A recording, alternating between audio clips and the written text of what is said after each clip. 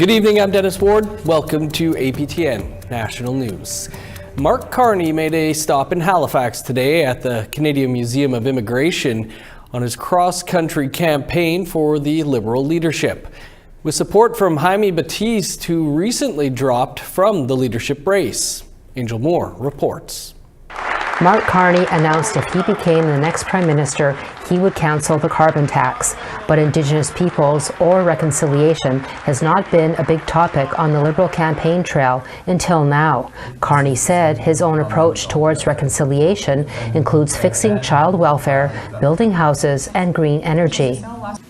So much of that will happen in partnership with First Nations. So the economic reconciliation aspect, really putting not just words into action, but into projects consistent with UNDRIP and our responsibility. Nova Scotia Liberal MPs were at the event to support Carney, including Jaime Batiste, who dropped out of the Liberal leadership race on Thursday.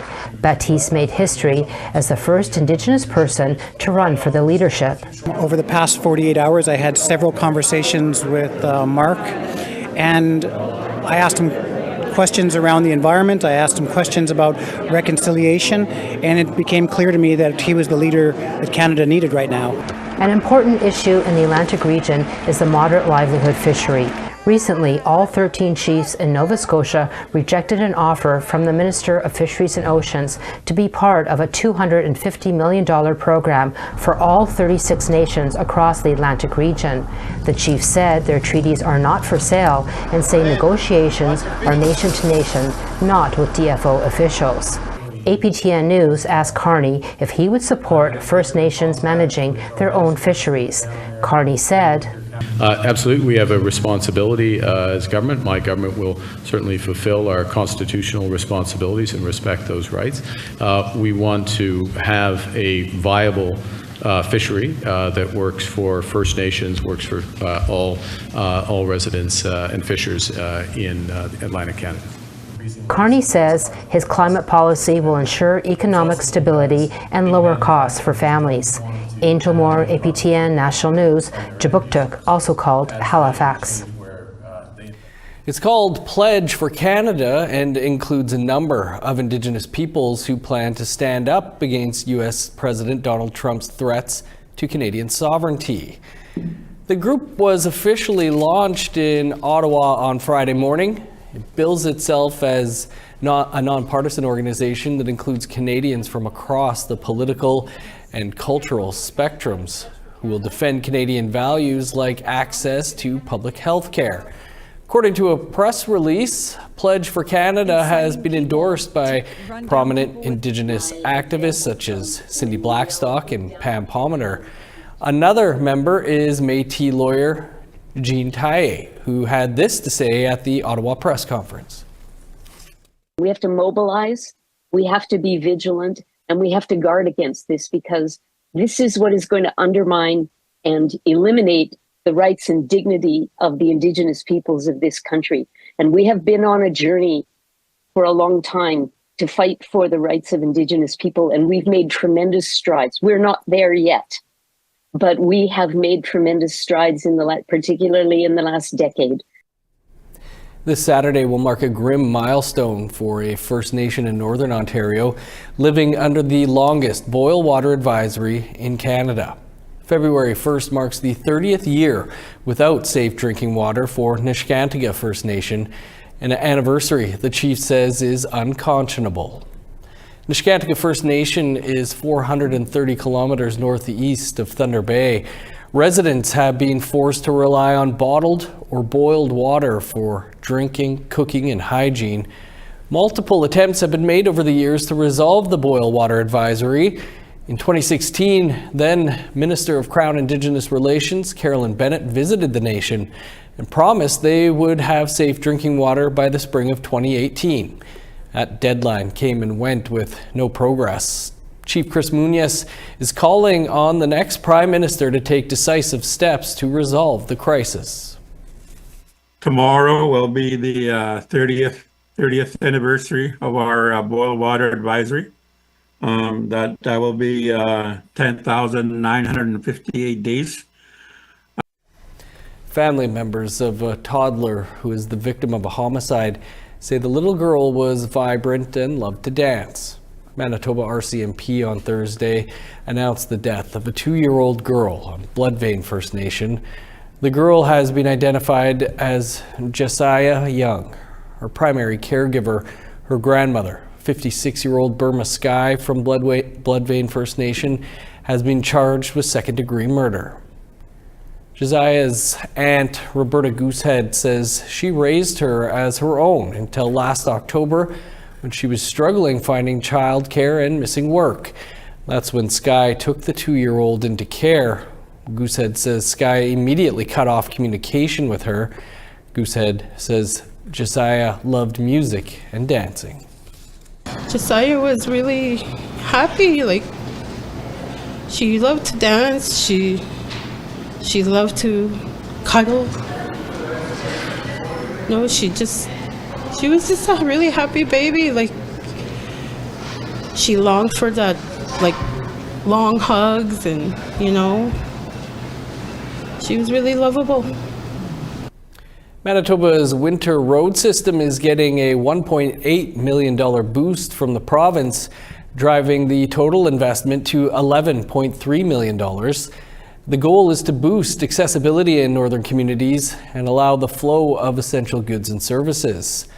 The funding increase will help construct a winter road between St. Teresa Point and Barons River First Nations.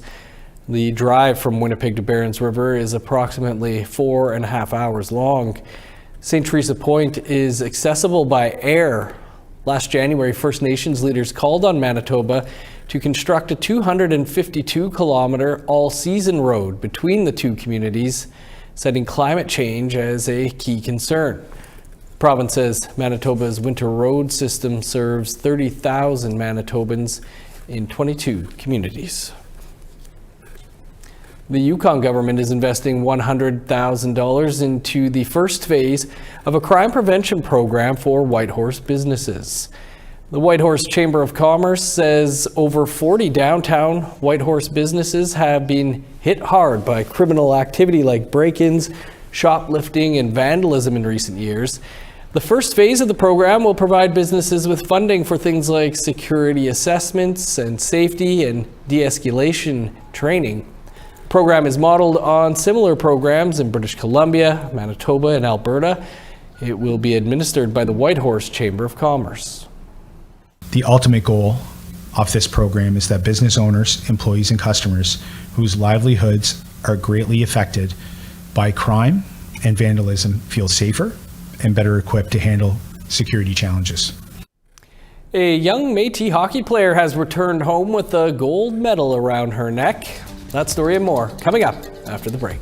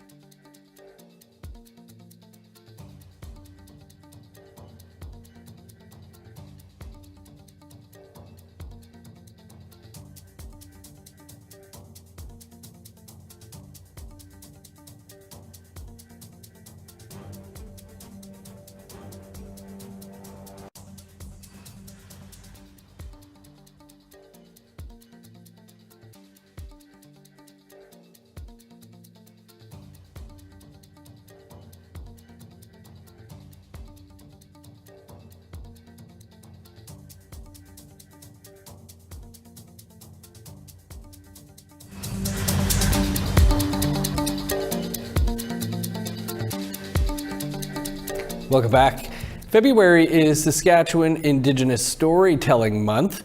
The event highlights the importance of Indigenous peoples sharing their stories across the province. Rachel May has more. That's a huge component that I've noticed over the years, is that not just that mode of transfer knowledge, but also that utilizing the traditions and the customs to for our modern day and age of inspiring each other and motivating each other, empowering each other, and giving us that positive energy we need to grow and heal and take on the world. For 22 years, Indigenous storytellers have shared their culture and language in Saskatchewan.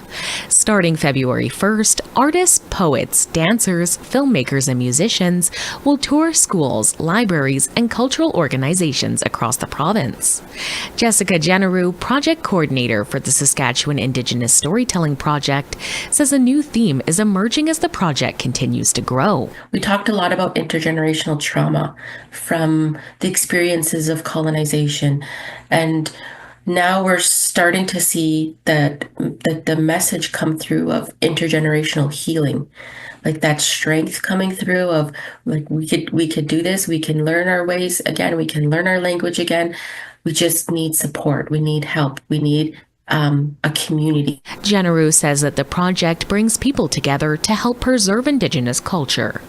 Tequila Friday, a Métis author and claymation artist, will share her work through February at the Chinook Regional Library in Swift Current. She says her family has been a big influence on her creativity and drive to keep stories alive, and now she wants to pass that on. Now that I have nieces and nephews, I want them to know their culture, and though we don't have like the same traditions right now due to kind of like all the technology and people being spread about, I still want them to be able to come to my home and share some of those memories with them and those traditions with them. Friday says attendees at her storytelling sessions will hear her family's stories, jokes, and memories. I will tell bits and pieces of the monster wolf dog and relate it to an event that actually happened to me, to where I thought this dog was following me. But it wasn't. A full event list across the province is available on the Library Services for Saskatchewan Aboriginal Peoples website. Rachel May, APTN National News, Saskatoon. The John Howard Society of Manitoba has relaunched a magazine called The Inside Scoop. It features written and visual works from incarcerated Manitobans. The John Howard Society is a nonprofit helping individuals who are in conflict with the law. The Inside Scoop's contributors include current and former inmates. The theme for the current issue is Where We're From. Contributors submitted everything from poetry to drawings to recipes. The relaunch aims to broaden the magazine's audience and allow the public to hear the perspectives of incarcerated Manitobans. The magazine was launched Thursday, and copies are available at McNally Robinson Grant Park, the University of Winnipeg, and the John Howard Society of Manitoba. A 17-year-old Métis girl from BC playing for Team Canada recently won gold at the Under-18 Hockey World Championship in Finland. APTN's Tina House had a chance to catch up with the young hockey star, who has some big dreams for her future. Seconds wind down. Canada is golden! 2025 U18 Women's World Champions, knocking off their greatest rival, the United States, 3-0 in the final. We're so excited to be joined by Danica Maynard, who just returned from Helsinki. Danica, what were you doing over there? We were playing for Team Canada for hockey at the U18 World's Championships held in Vantaa, Finland. And how did you do? We won gold, and it was super exciting. It was a great opportunity, and it was amazing to do it with my teammates and all my friends. That is so exciting, and actually you're wearing your medal right now. Yeah, it's just such an honor to be able to wear it, and it's I don't know, it's so honored, and it's so beautiful to just like be able to represent my country. That's so exciting. And you're Métis. Yes. And you're the only Métis person out of BC to join this competition, is that correct? Yes, that's correct. Okay, and you're 17 years old now. How long have you been playing hockey for? I started on the ice when I was just 18 months old. I was inspired by my brother. He's the one that kind of pushed me into playing hockey. And ever since then, I've always just played the game and been playing forever now. And I started on a team when I was 4, and I just always love it, and it's a passion of mine.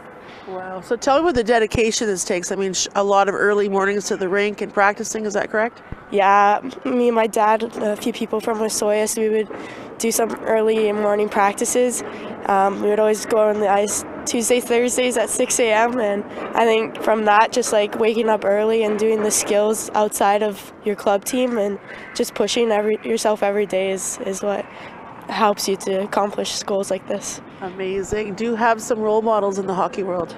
Oh, a bunch. Got a bunch. Ben Lahovey and Amanda Pelkey, they actually coach me. They inspire me a lot, as well as I like a lot of hockey players in the NHL. Like obviously, like there's Quinn Hughes and all that, as well as Joycelyn Larocque. I think she's also a great inspiration. She's also an Indigenous athlete, which I think is amazing.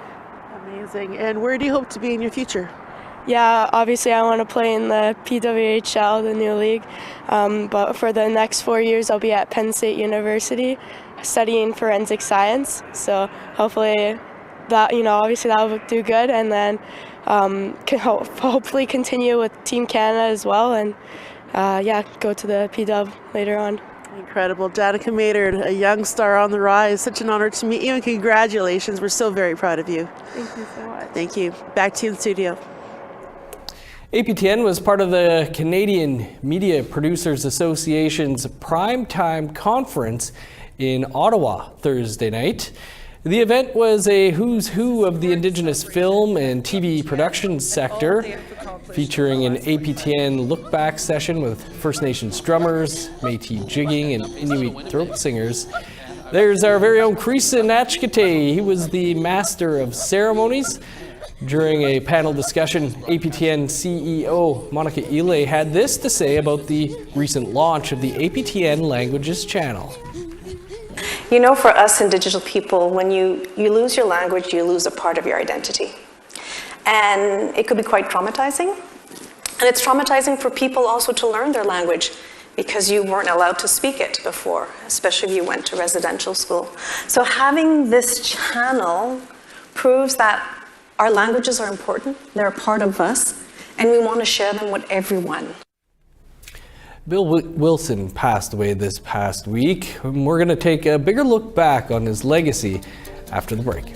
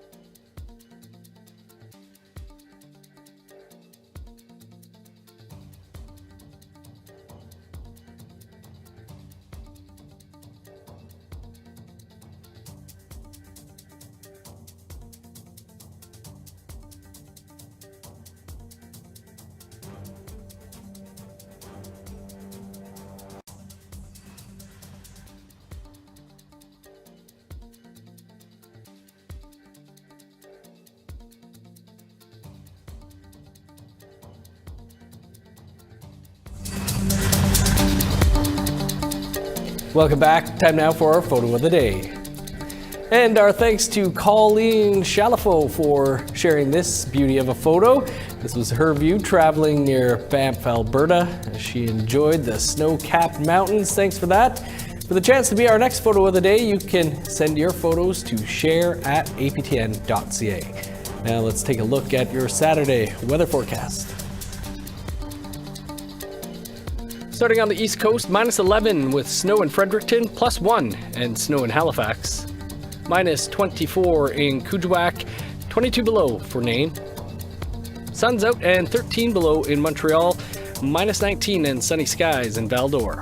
-12 in Sault Ste. Marie, sunny and 15 below in North Bay.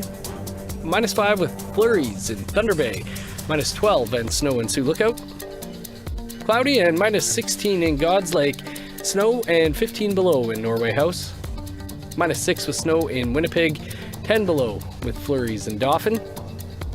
-4 with snow in Regina and Estevan, 9 below in Saskatoon. -26 with snow in Uranium City and Stony Rapids. In northern Alberta, snow and -24 in High Level, 26 below with snow in Fort Chipewyan. -9 and flurries in Edmonton, snow and +5 in Lethbridge. 5 above in Vancouver and Victoria, +2 in Kamloops. -18 and snow in Prince George, 5 below with snow in Smithers. -38 in Old Crow, 22 below in Whitehorse. -31 in Yellowknife, 35 below in Norman Wells.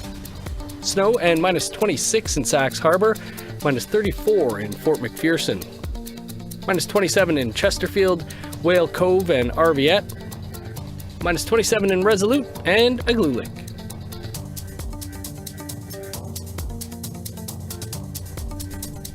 Earlier this week, we brought you the news of the passing of Hereditary Chief Bill Wilson. He was known for going toe-to-toe with the Prime Minister and fighting for Indigenous rights.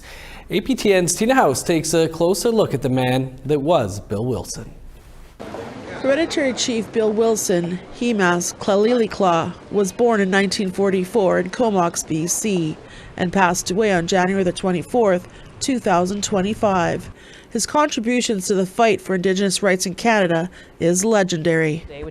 Corey Wilson is one of Bill's daughters. Today, she is at the Museum of Anthropology, where they have an entire section dedicated to their people, the Kwakwaka'wakw. She says culture was a huge influence on their family.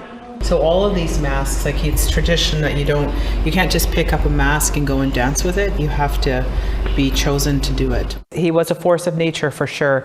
He comes from a long line of hereditary chiefs and leaders in our community, Kwakwaka'wakw community, nation. One side is from the Musqueam-Zawatinik territory and the other side is from Liquitok territory. And he was raised to be a leader and raised to make a difference in the world. And many would agree, make a difference he did. Bill Wilson was well known for going toe-to-toe with former Prime Minister Pierre Elliott Trudeau at the constitutional negotiation talks in 1982, where he spoke about his daughters Corey and her sister Jody Wilson-Raybould in the documentary Dancing Around the Table. I have 2 children in Vancouver Island, both of whom, for some misguided reason, say they want to be a lawyer. Both of whom want to be the Prime Minister. Both of whom, Mr. Prime Minister, are women.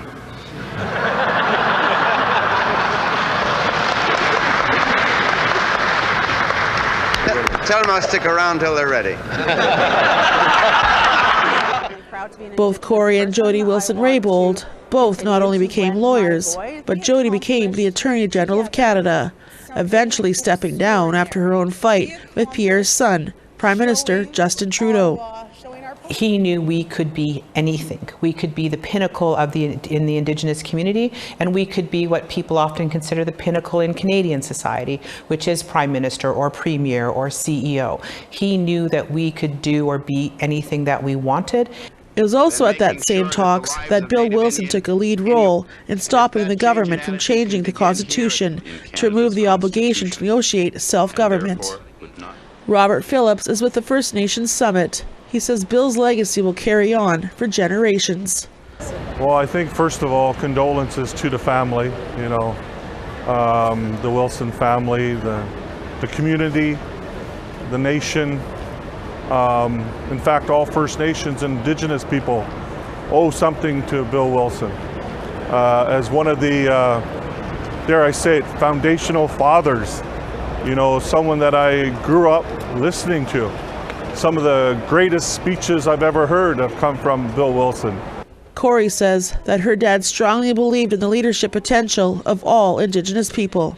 Every single one of us has a responsibility to ensure, and the word of the day, advance reconciliation, but really it's to ensure that there's full inclusion and equity in Canada and that everybody has a place. It's unacceptable in 2025 that Indigenous people are still at the negative end of pretty much every socioeconomic indicator in land that is ours.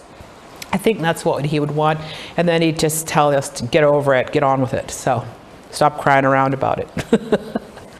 A celebration of life for Himas Klalilikla will be held on February the 23rd, 2025 in Campbell River, BC.